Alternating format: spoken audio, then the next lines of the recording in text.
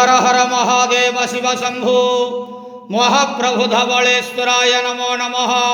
दीपं यदि परं ब्रह्म दीपं यदि जनार्दनः दीपहरत मे पापो पूजा दीप नमस्तुते। बाबा धवलेश्वर महाप्रभु संसार सुखी रखंतु।